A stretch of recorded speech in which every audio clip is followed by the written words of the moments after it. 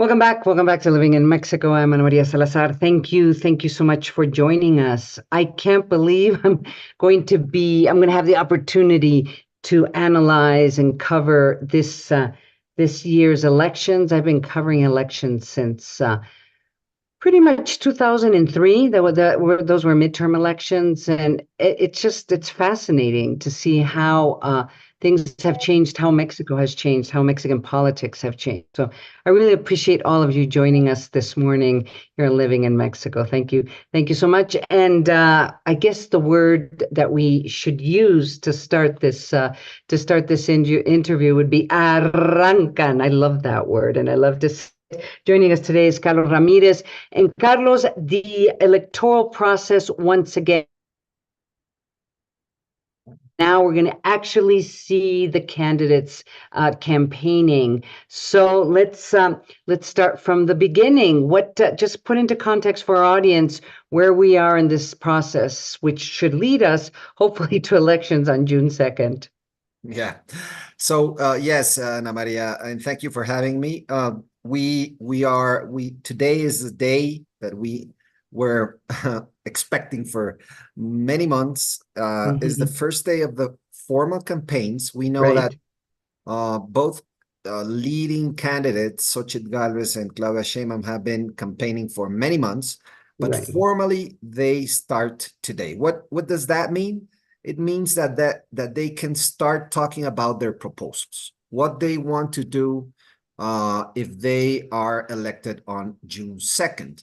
So yeah, it is 90 long days of campaigning. You're going to hear a lot of things coming from both candidates, and it is going to be interesting. Already, Xochitl Gálvez has started her campaign. She decided to go to the most insecure place in Mexico, at least in terms of perceptions, which is Fresnillo, Zacatecas. I think says a lot on what she will focus during her campaign. Álvarez Maínez is going to start in any minute in Jalisco, the candidate of Movimiento Ciudadano. And Claudia Sheinbaum will start at 4 o'clock here in Mexico City at the Zócalo. And she will basically start with 100 proposals for the campaign and for a potential presidency.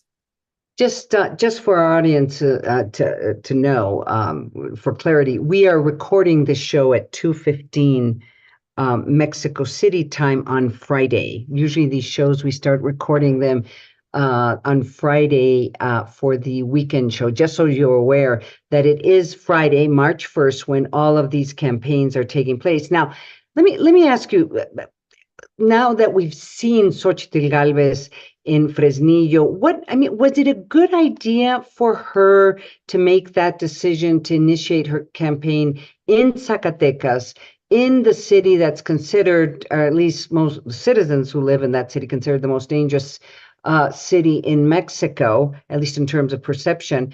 And was it a good launch? So what we have to have in mind right now is that you have a clear leader, at least in what polls are showing, and you have a second place that needs to take risks, Ana Maria. Right. Because the difference between both candidates, I'm not gonna get into the polls big variance, because you see polls that are showing 35 points of difference, and you see polls, for example, one that appeared today that is showing 13 points of difference. But whoever is right, the point is that she is apparently Xochitl Gálvez is behind, so she has to take risks. And I think they did a lot of studies internally in the campaign of Xochitl Gálvez to see what are the most sensible issues that are right now having a toll on Mexican, and that could change their perceptions about the Lopez Obrador administration and the potential Claudia Sheinbaum presidency. And security is in first place by far. So I understand the decision, although it is not a big event, huge event, such as the one that is going to happen in an hour in El Zócalo, but it is a symbolic event. The symbolism behind this decision is I am going to focus on security. And I think from that standpoint, it is understandable why she took this decision. Now, in terms of the former mayor of Mexico City, Claudia Sheinbaum, the fact that she is going to be in the Zócalo, and there's going to be thousands and thousands of people. Many of them are going to be there because they want to be there to support their candidate, but clearly many others, and it's not clear how many, are being told that they have to be there.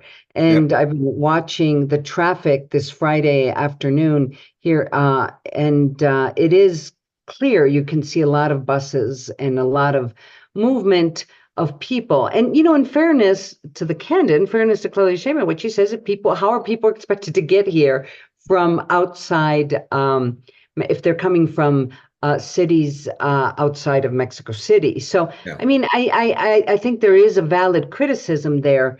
But at the same time, there's a reality that she does have a very strong support from around the country, which I don't know if Xochitl Gálvez has. Yeah. So, well, the first thing to say is that we had in Mexico an event 3 weeks ago where, to recall, civil society in Mexico came out to the streets on a Sunday to basically protest and defend democracy in Mexico. And the Zócalo was entirely full. Huge, right? It was entirely full. And I mean, everyone that went to that event decided to go by itself, and people were from Mexico City, obviously. This is a different event, clearly, and I think it is clear that she has support everywhere in the country. But it is at least, I mean, you could put into question, why is people coming from different states of the country when eventually she will go to those states? Right. Okay, right. You could say, well, they want to support Sheinbaum on the first day. It is symbolic. Okay, I mean, makes sense. But I think it's going to be half and half. People that want to go and people that are being pushed to go. Okay. No, or paid to go, which is the other. Paid to go, or paid to go. Yeah. So this is going to be a highlight of the entire campaign of Morena. And we know that they are very powerful politically, that they have a lot of regional support. Actually, today came a poll by El Financiero newspaper by Alejandro Moreno. And you can see that Sheinbaum is leading in the 4 main regions in the country. And to my surprise, I have to say, the South is understandable. It is a very big difference, almost 30 points of difference. To me, the surprise is in the North. She's leading by 20 points, and she basically has a lot of support also in the North. I mean, in the East is where she is lagging a little bit more, something close to 10 points difference. And in the center, which includes Mexico City, is something in the order of 15 points. So, but she's leading in all regions. So she has support everywhere. And that gives her, obviously, a very important structural advantage. Now, let's talk about Movimiento Ciudadano's candidate. And I'm sure there's people in our audience going, who? Mine is. I think there was a sense that Movimiento Ciudadano could play an interesting role in this election.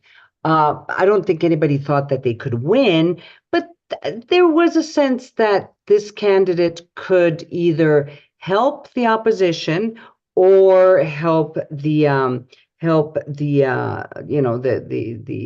candidates for the official party, Morena. So I guess the question is, where are they now? Yeah, that story is gonna, I think it's gonna be a story to write a book about, because Movimiento Ciudadano, let's say 6 or 7 months ago, was being approached by everyone because everyone wanted to be a candidate for Movimiento Ciudadano. And the leader of the party was very reluctant, saying, no, no, no, we're going to decide ourselves. We're not going to join the opposition coalition. We're going to go by ourselves because we have a On our lot of own. possibilities, right? Right. At the end of the day, Ana Maria, what is looking most likely scenario for Movimiento Ciudadano is a tragedy. Because Alvarez Maínez, when they decided to put Samuel Garcia, the governor of Nuevo León, well, they had some expectation that Samuel Garcia, because he's a charismatic, he has a charismatic wife, he could grow. The day that he came out of the race for That he left the race, that right? he left the race, that for reasons that we never knew really why. They chose Alvarez Maínez because they didn't have any other option. But Alvarez Maínez, nobody knows him. He doesn't have the charisma that Samuel had. And there is a risk, and the polls are starting to show that he could poll behind probably something lower than 5%, which would be almost, I mean, even less than what Movimiento Ciudadano did in 21 and in 2018 when it went with alliance with the opposition. So it's not looking good, not looking good. And everyone told Movimiento Ciudadano that this was going to happen. In a very polarized society, there is not much space for three parties. Usually you tend to go with one or the other. And that's exactly what's happening. At least, I mean, it's still very early in the process. Let's see what Movimiento Ciudadano does, but it's not looking good. So let me ask you this. But at the end of the day, who do they hurt? I mean, who are they taking votes? Those little votes, that 5% of votes, they're taking it away from the opposition, right? But it really doesn't matter at this stage? I think it doesn't matter. I mean, obviously, if they had gone with the opposition coalition, it would have been two big polls. And that would have been, I mean, a different election, yes, but in a sense, that is what's happening. So my sense is that though that 5% of Movimiento Ciudadano is, I mean, it's marginal and it's really people, yeah, that they don't like one or the other, but really they don't like MSA either. So probably instead of not going the day of the election, they choose Movimiento Ciudadano. But yeah, it probably that 5% would be more for Xochitl Gálvez if MSA would have been with the opposition. So I mean, if the elections took place today, at least based on, I would say, all of the polls, the winner would be, the next president of Mexico would be Claudia Sheinbaum. And we're talking about today. Of course, there's still 90 days. We're 90 days away from elections. Many things can happen. But there's this other aspects of the election that is very, very important, which is what's going to happen with the lower house, la Cámara de Diputados, and the Senate, which is famous, what Andrés Manuel Lopez Obrador calls the Plan C, to be able to kind of really consolidate all these reforms that he had proposed or were seeking, but he couldn't because they couldn't have absolute control of both chambers. Where are we with that? Do we have any sense? Yes, I have a sense. And actually at Integralia, we have been doing some numbers to try to reach, let's say, some number there that could give us some idea. So the question is in the mind of a lot of people, particularly in the private sector community and companies and investors, is if Morena could eventually win a constitutional majority. Constitutional majority implying 2/3 of both chambers, and 334 deputies and 85 senators out of 120.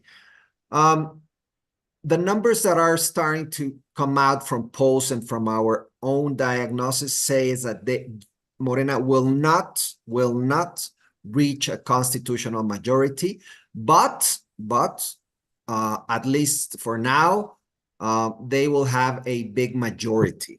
That means that they would probably have in the order of between 50 and 55% probably of both chambers. So they will not reach constitutional majority, but they will have a good result, and they will have simple majority. They will still control budget. They will control all normal legal changes without a constitutional changes.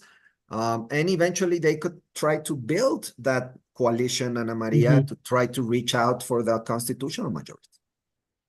Wow, that is very interesting. And I guess, should we assume that the popularity of the candidate, Claudia Sheinbaum, and the Morena candidates in general has to do with Andrés Manuel Lopez Obrador? I mean, is it him, or is it the president's message? I mean, how do you explain the strength of the Morena candidates right now? There are probably three reasons I see. One has to do with, obviously, the support of President Lopez Obrador. He has 55-60% of approval. I mean, that's helping Sheinbaum, clearly. Yeah. Absolutely. No question about it.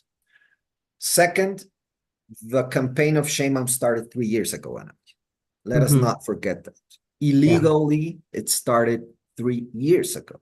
And clearly the president is intervening in the election illegally. He shouldn't, but he's doing it. Actually, today in his morning meeting conference, he again, during 3 hours, basically criticized conservatives, neoliberalism, the past, the same message you have been hearing for many years. So with a very long campaign, with the president intervening illegally, but at the same time with a lot of support from the president because he is popular. And one third reason, the traditional parties, PAN and PRI, continue to be seen by a lot of people as with negatives. So even though Xochitl Gálvez is trying to not appear with the parties, at the end of the day, a lot of people say, I am not going back to the past for whatever reason, right or wrong. And I think that reputational problem of both traditional parties is still having a toll in the mind of many Mexicans. So I think that, again, explains why. Well, and one more thing, and let me not forget this. The money that obviously the government is handling everywhere in the country, that is helping a lot also to the popularity of Claudia Sheinbaum. Well, it's fascinating. Of course, we're going to be talking about this every weekend now, between now and probably a month after the elections, because there's just always a sense that I'm worried that some things could go wrong, or things, this may not be a normal election, unfortunately, just because of the violence that is taking place even before the electoral process had formally initiated. So promise me you'll come back and help us understand this process. I really appreciate you joining us today, Carlos Ramirez from Integralia. He's been joining us for quite a while now. I really appreciate you being here this weekend on Living in Mexico. Thank you, Ana Maria. Thank you for having me. Thank you. We're going to go to commercial break. There's much, much more ahead here on Living in Mexico.